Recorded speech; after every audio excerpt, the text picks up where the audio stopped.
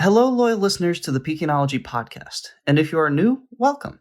Peakinology is hosted by the Center for Strategic and International Studies in Washington, D.C., which is home to many great podcasts. This week, we are excited to feature an episode by the CSIS ChinaPower Project. Podcast host Bonny Lin meets with Dr. Joseph Torigian to discuss his newly released book, The Party's Interests Come First, The Life of Xi Zhongxun, father of Xi Jinping.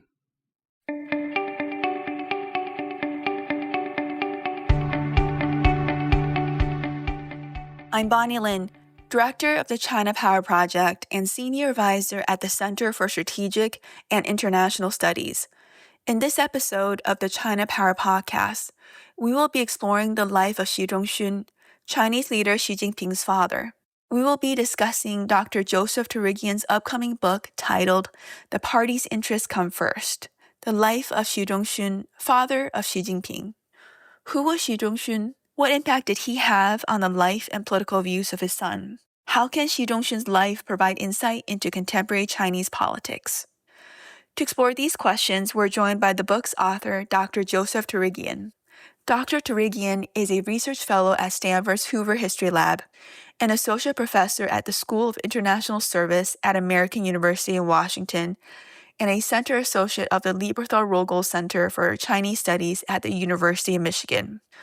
Previously, he was a Stanton Nuclear Fellow at the Council on Foreign Relations, postdoctoral fellow at Princeton Harvard's China and the World program, a postdoctoral and predoctoral fellow at Stanford's Center for International Security and Cooperation, a predoctoral fellow at George Washington University Institute for Security and Conflict Studies, and a scholar affiliated with the Higher School of Economics in Moscow, a Fulbright scholar at Fudan University in Shanghai, and a research associate at the Council on Foreign Relations. His research has been supported by the Stanford Center on International Conflict and Negotiation, MIT Center for International Studies, MIT International Science and Technology Initiatives, and the Critical Language Scholarship Program, and FLAS.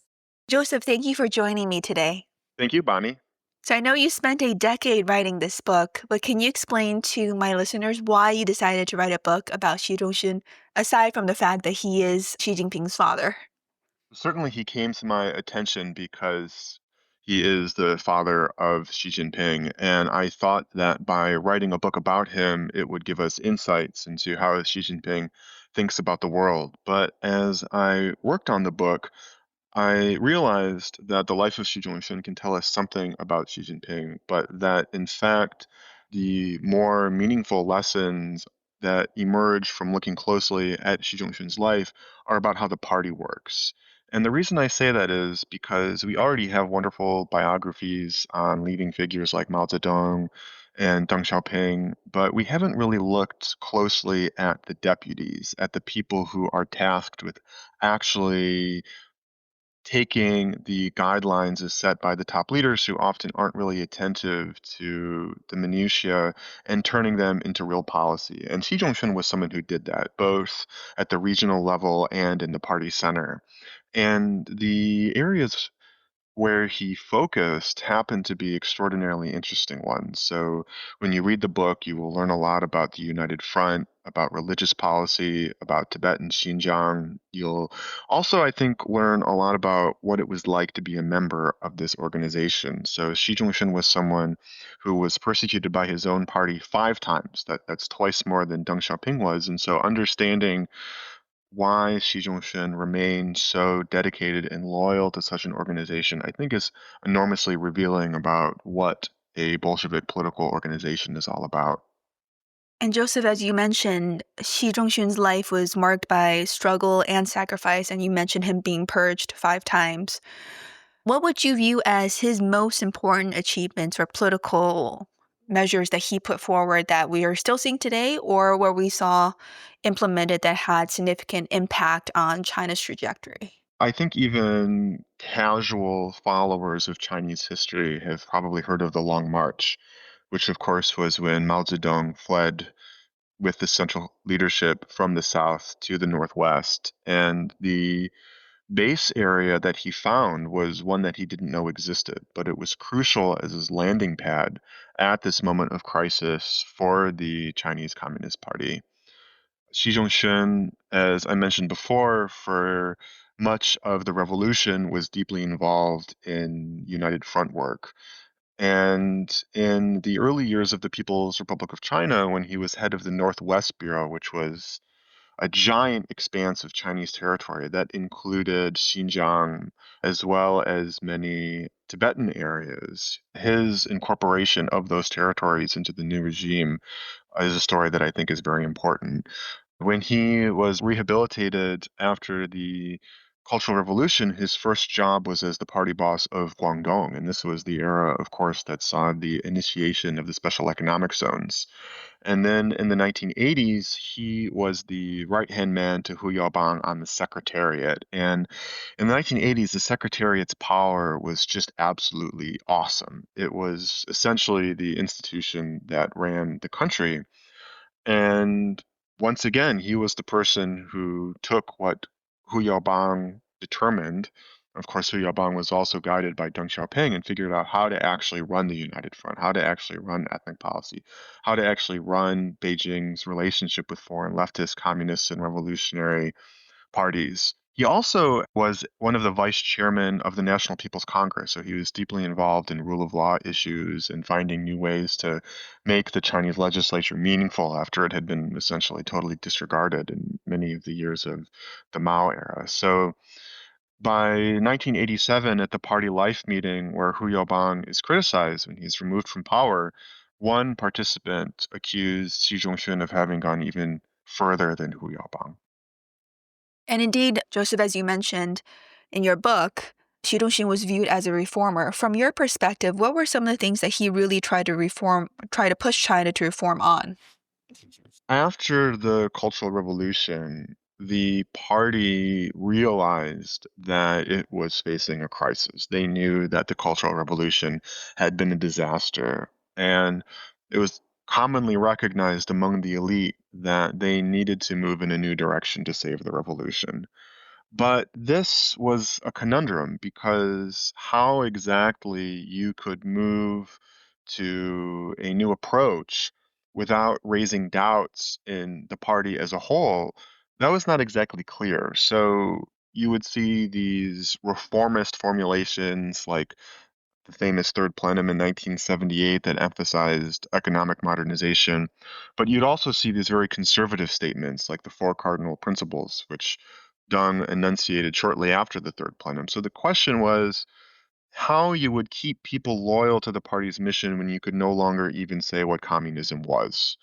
And you were trying to figure out new ways of organizing the economy, of organizing state society relations, seeing whether you could find a new equilibrium with the ethnic minorities in Tibet and Xinjiang. And Xi Jinping was at the forefront of that. And that's why he is often seen as a reformer. But at the same time, there were some very serious conservative tendencies that we continued to see in him until the end, partly because of his own limitations, but also because despite all of these lessons that the party drew about the danger of strongman rule under the Mao era, they were still not able to overcome Deng's dictatorial tendencies, and he ultimately was the one who got to decide what the party was going to do. Thank you, Joseph. I like to talk about Xi Jinping both in terms of his views, but also his impact on Xi Jinping and how his views may or may not reflect how Xi Jinping thinks of the world. Maybe let's start with the type of family that Xi Jinping created for Xi Jinping and what that means in terms of how Xi Jinping grew up. What, from your perspective, were some of the key values or principles that the elder Xi instilled in Xi Jinping? Xi Jinping was born in 1953, so this is after the regime has been established. He's born in the capital. And the family dynamics were shaped, first of all, by the fact that Xi Zhongxun was the son of a peasant. The second was this preoccupation within the elite that if they weren't careful, the younger generation, who were supposed to be the successors to the revolution, would be too soft because they had been spoiled by privilege. And so there was a lot of strictness within the Xi family, both because of this peasant sensibility, but also this broader political background of not wanting to allow the bourgeois liberalization, the sugar-coated bullets to seep into the younger generation because of a sense of entitlement and because their lives had been so much easier than their parents. And so part of that we could see in the discipline in the Xi family. They were, by all accounts, seem to have been quite frugal, but also in the way that Xi Jinping would regale his children with tales of the revolution, which I think we can believe when we read these essays written by the Xi family about their experiences as young people would have been very exciting, especially because they're not even just hearing it at home, but even the schools where they attended, it was electric, the atmosphere. It was this idea that they were changing the world, they were saving the world, and they were young people who were destined to participate in this grand adventure. And of the siblings that Xi Jinping had, or the children that Xi Zhongxun had, where did Xi Jinping fall? Was he one of the favorites? Was he more groomed by Xi Zhongxun than his other siblings? Or how would you characterize the family dynamics for Xi Jinping? So Xi Jinping had two wives, and Xi Jinping was one of the children from the second marriage. And by all accounts, Xi Jinping was rather taken by Xi Jinping. I think one of the reasons is that Xi Jinping really admired people who went through tough circumstances and came out harder on the other end. And Xi Jinping famously was a sent down youth in Shanxi, a particularly poor region of the country, and spent more time there than most young people who had been exiled to the countryside. So Xi Jinping would reflect on the fact that Xi Jinping had eaten more bitterness than his other children, and that's something that Xi Jinping admired. He said that Xi Jinping was the most clever, the one with the most ideas. He even on one occasion said that Xi Jinping had the makings of a premier. So at the same time, even when Xi Jinping started to climb up the ranks and was a young man, Xi Jinping remained quite tough on him. And there's a revealing anecdote in the book where Xi Jinping is forcing Xi Jinping on one of their brief moments of a reunion after these years of persecution. He's having him recite famous speeches and essays by Mao Zedong. Joseph, you mentioned in your book that Xi Jinping's siblings often felt his father interfered and harmed their career. And in one case, we also saw, as written in your book, that Xi Jinping prevented one of his daughters from working abroad as a reporter. How did you see Xi Jinping support his son Xi Jinping and shape his career or influence his career? You know, it's very interesting. It's certainly the fact that on many occasions Xi Jinping had a very positive impact on the rise of Xi Jinping. That can't be denied.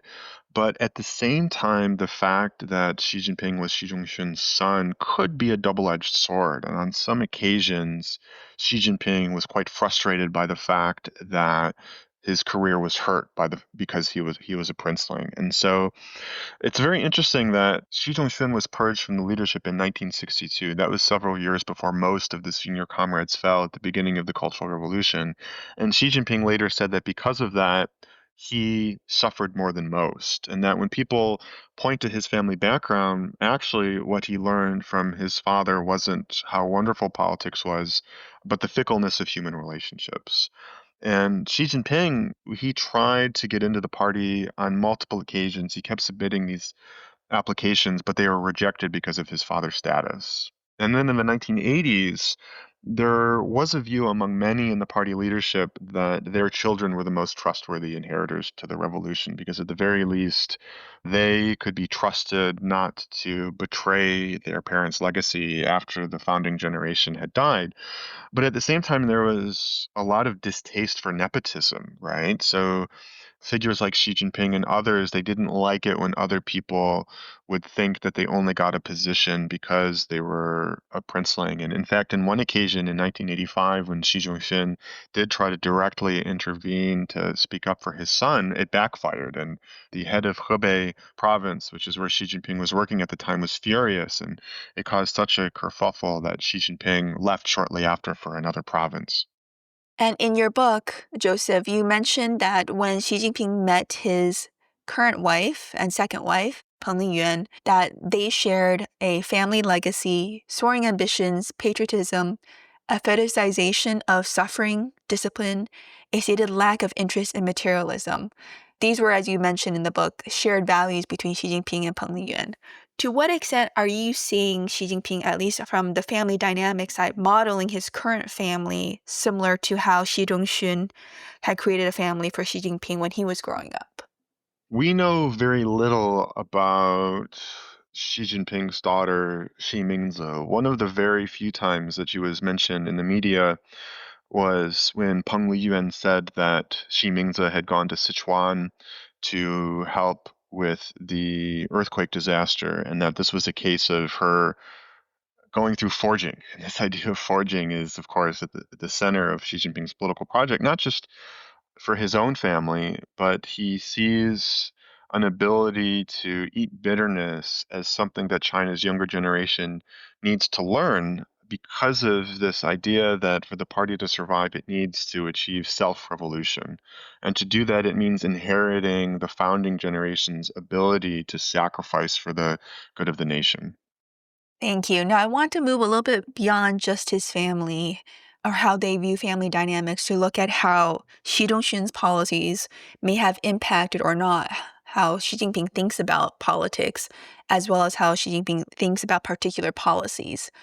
So, you mentioned early on that part of why you wrote the book was to be able to use Xi Jinping as a lens to describe party politics within China and the centrality of the party. But we also know, as you mentioned, that Xi Jinping suffered quite a bit as a result of the party. So a question I have for you is, how does Xi Jinping view the Chinese Communist Party, and to what extent did his father's suffering at the hands of the party influence his views? Xi Jinping has talked about modern Chinese history as a process by which the nation has sought to reestablish its rightful place in the world, and that there was this interregnum during which China was invaded by imperialist powers and had collapsed because of its own inability to address structural problems, and that for decades China had sought for different ways of addressing these problems and achieving rejuvenation, and that history reveals that the only answer is the Chinese Communist Party because its organizational principles and its dedication are the only tools that are effective in his mind for holding China together and for reclaiming its rightful place in the world. And that special sauce includes this idea of suffering being something that shouldn't be avoided, but inevitably is part of this life of dedication and sacrifice. Now, his father suffered extensively, not just at the hands of the nationalists and bandits, but at the hands of his own party. And the question becomes why Xi Jinping put up with it. And I think it's because he saw himself as a member of an organization that was a manifestation of a historical inevitability. And it was exciting to be someone who is at the leading edge of history, which is for him what the Revolutionary Party was. And so when you suffer at the hands of a party like that, your reaction isn't to be turned away from it, but you want to double down and work even harder to show how committed you are. And you want to show that even when you are persecuted, you don't lose faith in the cause. So I think for Xi Jinping, who's witnessing something like that, his reaction is, I think, probably that if his father went through all of that and still remained loyal, then why wouldn't he?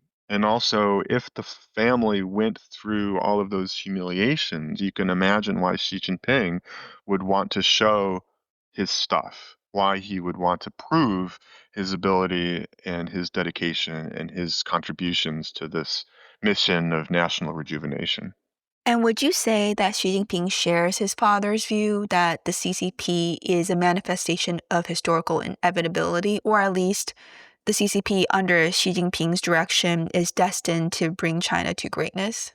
Xi Jinping talks about the rise and fall of previous dynasties as a scorecard. He knows how many years they all existed. He knows how long the nationalists were in control. He knows how long the Soviet Union was able to exist before it collapsed. So he's constantly thinking in these civilizational terms of how you are able to maintain 5,000 years, these are his words, of Chinese culture.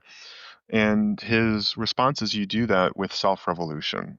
And what that means is he takes his father's generation stories and he teaches it to the young generation to inculcate in them those values that he thinks need to be passed from generation to generation to make sure that China continues this, in his mind, inevitable march to greatness. And when you look at how Xi Jinping looks at this inevitable march towards greatness and how revolution is key, the way you said it, it made me wonder, does Xi Jinping believe that he is leading China into one revolution, or is he talking about a need for multiple revolutions? So he's quite cautious about this in a way, right? Because he is infatuated with this idea of self-revolution, and he thinks it's very dangerous if you don't take ideology seriously enough. But his life and his father's life is also a story about how dangerous it is if you take ideology too seriously. And during the 1980s, Xi Jinping openly and repeatedly said that the reason he wanted to dedicate his life to the party was to stop something like the Cultural Revolution from ever happening again. And so the party has always struggled to manage this dilemma between ideology and revolution, but also the need for economic growth and to be practical and flexible. And so when you look at what Xi Jinping says he is trying to do and the people around him say he's trying to do at the macro level, they say that he's trying to avoid the extreme radicalism of the late Mao era, but also recognize that after Mao's death, even though the party didn't want this to happen, it moved too far in the other direction and didn't care about struggle enough. And so Xi Jinping, what he's saying he's trying to do is find some kind of a middle path. But of course, what is a middle path is kind of an ambiguous concept, right? Because struggle is not a legal idea, it's kind of an arbitrary concept. So, how you have enough struggle but not too much struggle, how you are able to win over people by getting them jobs and meeting their material needs, but also telling the story of the need to understand the value of eating bitterness. These are things that you can kind of see make sense theoretically as being a holistic approach, but in practice can be very hard to execute. And Joseph, you mentioned earlier that Xi Jinping has a particular worldview that was quite influenced by the treatment of his family, but also his view of politics. Elsewhere in your book, you also mentioned that you characterize Xi's view as a Hobbesian view of the world. How does that influence his view of Chinese domestic politics, but also U.S.-China relations? So Xi Jinping, when he experienced the Cultural Revolution, the lesson he seems to have drawn isn't the danger of a strongman leader with total power. It's what happens when people are allowed to do whatever they want. And in 1989, he gives this very interesting speech during the protests. And he says essentially that there's no such thing as true democracy, as pure democracy. That when people are allowed to do whatever they want, they abuse that privilege, which is why you need to have a strong state. And he thinks that the party is exactly the kind of institution that allows China to think about its challenges in a way that doesn't privilege one group in society and doesn't allow one class or one type of person to exploit or hurt other people in Chinese society. And he contrasts that Xi Jinping explicitly with the capitalist system in the United States. And he says that in the United States, because capital is able to dominate, that you have material wealth but spiritual poverty. You have the law of the jungle. You have one group of people who rule over another group of people, and that those tensions are only getting worse, which helps explain, in Xi Jinping's view, why there is an increasingly aggressive, ambitious, and gambler-esque aspect to American foreign policy. And so for Xi Jinping, his view is that because the party is better at handling contradictions in Chinese society and by its superior capacity to call on people to sacrifice for a greater good versus the United States, where As I said, you don't have those spiritual values. Again, this is kind of an interesting thing for a communist to say, but also the fact that the tensions in society are getting worse because of capitalist dominance, that he sees over the long term certain strengths in the Chinese system. Now, at the same time, I think that Xi Jinping is a politician. He's tactical, he's flexible. There are lots of reasons, I think, for Beijing not to want the relationship to go over a cliff. I'm sure there's lots of reasons that they don't want the competition to be too intense. And they're also sort of ambiguous about how long this transition will be before China is powerful enough that the United States gives up these brazen attempts to prevent a country with a different ideology from becoming a great power. So it's hard to use these worldviews to predict how he's going to act in any given situation, but they're useful for giving some context to how he thinks about these issues in a broader sense. We had also discussed earlier, Joseph, that Xi Jinping's legacy was of a great reformer. And you mentioned that Xi Jinping also had these conservative tendencies within him. How do you see that affecting Xi Jinping's current political direction? Because part of the book, both in your intro and your conclusion, as well as scattered in between, you do provide some commentary about how Xi Jinping is not viewed as the same type of reformer as his father. So when Xi Jinping first came to power, among these circles of pro-reform intellectuals and revolutionaries, there was hope that Xi Jinping would be a reformer, and part of that was based on their understanding of Xi Zhongxun. And so, as I describe in the book, there was a surprisingly long period before certain figures like Li Rui, the former secretary to Mao Zedong and an associate of Xi Jinping, reached the conclusion that Xi Jinping wasn't going to be the kind of person that they hoped and thought he was going to be.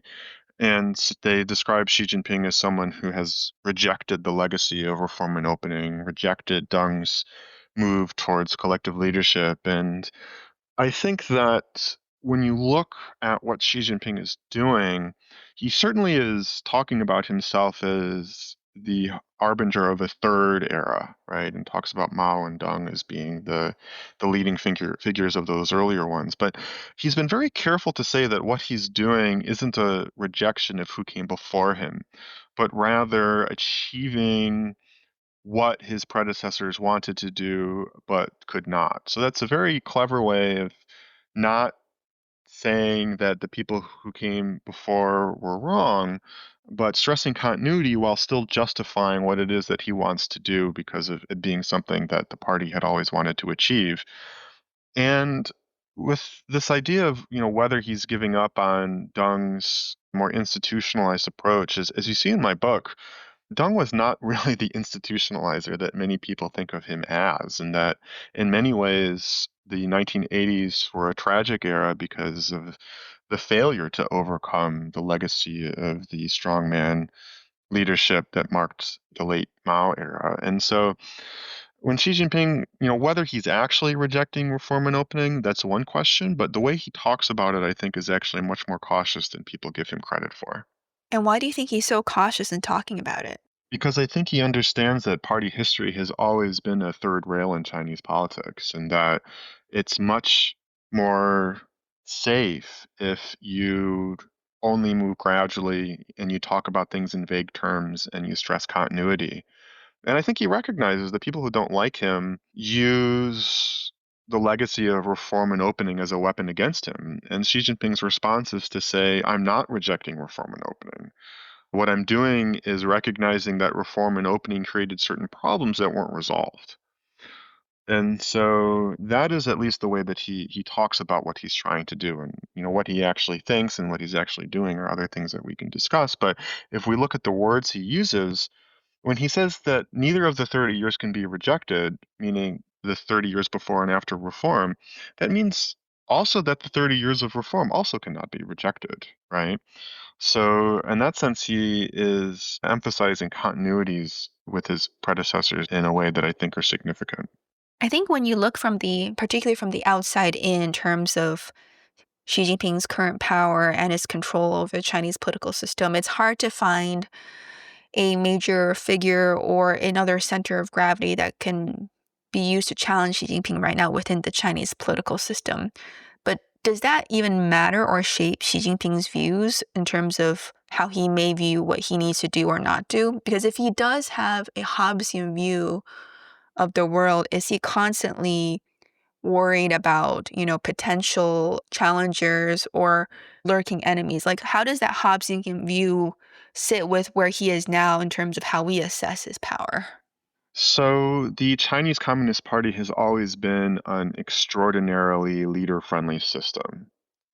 And the leading figures like Mao and Deng have always believed that their system was superior to the American system precisely because it had a core. And what that means is you can make very, very, very decisive actions without having to worry about whether they are popular or not. Now, that doesn't mean that you don't worry. Why not? Well, one reason you worry is because you need to delegate some authority. And then the question becomes whether or not the people to whom you are delegating understand what you are asking them to do. And you are constantly worried that people aren't getting it or they're setting up shop on their own and trying to do things that are building up their own prestige at your expense. Now, what's really quite interesting is when we look at party history, we never actually see that happening in practice. We never actually see the deputies trying to buck the core, but the core often believing that they are. And so sometimes we see the people closest to the top leader precisely because they think they're trusted, they make mistakes because they think they have more space than they really do. And this, of course, gets into succession politics, right? Because you want to pick someone that you trust, but there's every reason not to trust them because for these systematic reasons that are inherent to the nature of politics in Zhongnan Hai.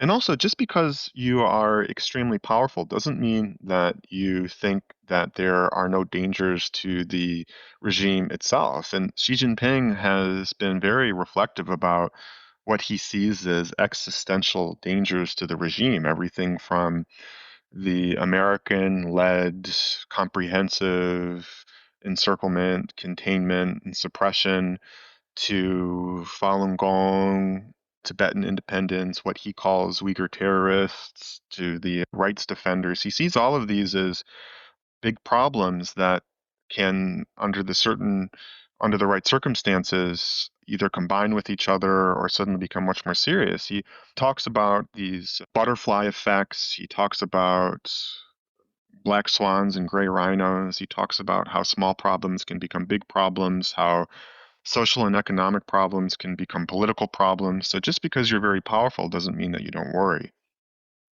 hmm That's right. In terms of United Front, your book talks a little bit about some of the last work that Xi Zhongxun was trying to do on Taiwan and how he hoped to achieve unification with Taiwan during his lifetime.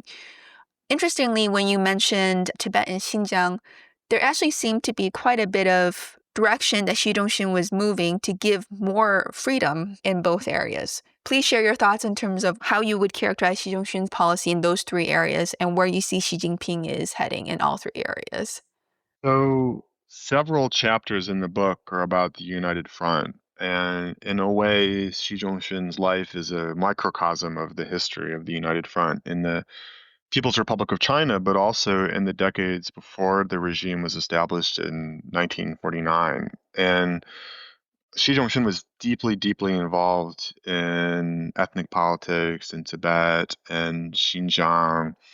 And so for Xi Jinping, he would have witnessed this because the United Front was a very personal policy. And what I mean by that was it really emphasized the relationships between the Communist Party cadres doing the United Front and the targets. So people like Xi Jinping appreciated that to win these people over, you needed to establish a certain level of trust. And that meant drinking with them, it meant partying with them, it meant being polite to them, it meant being friendly to them, it meant meeting their families. And so Xi Jinping would have witnessed this because it was a sort of family business, the United Front.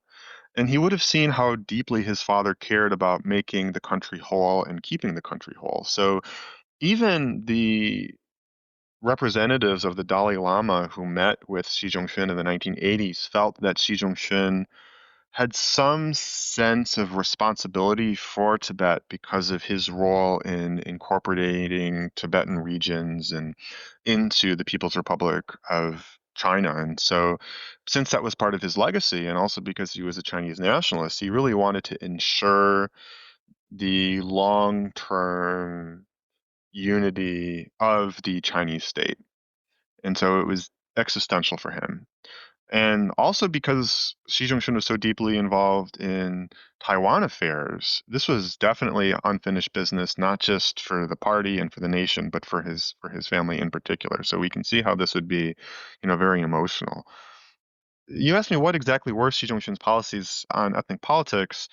He was involved at various times. The 1980s are an especially interesting moment because here at the beginning of that decade, it was recognized by the party elite in Beijing that they had really screwed up, and they needed to find a new way to reach an equilibrium with ethnic minorities. And they decided because the Cultural Revolution had been so disastrous that they needed to win people over by addressing grievances, empowering powerful individuals who had respect in their community, economic development, more cultural rights, bringing religious activities into the open so they could be controlled better. And then there was this explosion in religious activity that made Xi Jinping also a little worried. And so you see him as early as 1985 trying to scale those policies back a little bit, but I think to stabilize the broader agenda that he was pursuing, as I've just described it. And by 1989, Deng Xiaoping decides that no protests at all are tolerable, and there's this dramatic crackdown in March of 1989 in Tibet, right, shortly before the crackdown in Tiananmen Square, just a few months later. And the party comes to view the 1980s as this period of experimentation, and that when you give people more space, you don't actually make them like you and make them choose to take their problems through, in their mind, the right mechanisms, but that they just use that as an opportunity to hurt you, to become splitists. And that is how people tend to remember the 1980s, and that is when Xi Jinping was essentially running ethnic and religious affairs. So just to make sure, basically what you're saying is that the current CCP assessment of the ethnic policies that China had toward Tibet and Xinjiang in the 1980s were largely not successful, including Xi Jinping has that view too, because the party afforded Tibet and Xinjiang a little bit too much freedom. So Xi Jinping has been very explicit that he is not rejecting the legacy of how the party has historically managed ethnic affairs. He said, we're not getting rid of the autonomous regions, but he is speaking a lot more than his predecessors did about the need to have integration and commingling and education, and to see these different ethnic groups as more historically integrated with the Han interior. This idea of these various races of being variations on a theme, for lack of a better term, to win over people and ending this danger of ethnic separatism permanently. And that, of course, has reached quite frightening levels, as we see in these documents that describe how they see the problem in Xinjiang. They say that often you have situations where people are not breaking the law, but nevertheless they've been infected with the wrong idea of thinking about ethnic relations, and that to save them, they need to be re-educated. That essentially you need to transform people through these sometimes concentration camps to ensure that these people don't oppose the rule of the Chinese Communist Party. And so that certainly is a very different approach than the more co-optation, economic growth agenda that marked the 1980s. Xi Jinping, in one of these speeches he gave that was leaked, he says something very interesting, which is that the Baltics were the first countries to leave the Soviet Union, but they were the most economically advanced, which shows that ethnic problems are not purely about economics. There's an ethnic dimension there too, and part of that can only be resolved by changing how people think. Joseph, thank you so much. I think there's just so much history that your book covers that I think it would be very useful for readers to actually read the book themselves to be able to understand all the up and downs that Xi Zhongxun went through. One question I had for you is, when Xi Jinping looks at what he's facing now, what period do you think from Xi Zhongxun's life may be most relevant for Xi Jinping in terms of dealing with current situation or current challenges he faces?